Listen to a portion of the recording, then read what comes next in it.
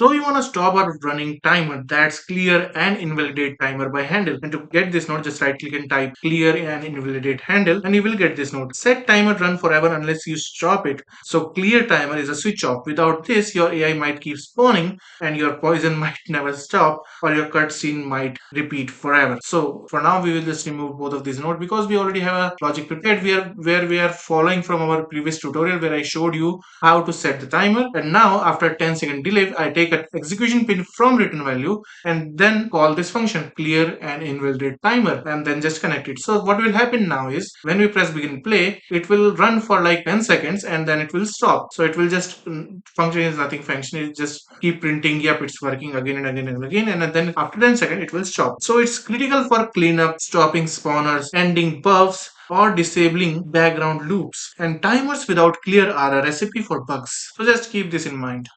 And hey, if you like seeing these nodes in action, check out the game I'm building, Reborn the Evil Being. It's all blueprint under the hood, and the demo is free to play on Steam. Hope that helps, and as always, I hope you have a great day, and I'll see you around.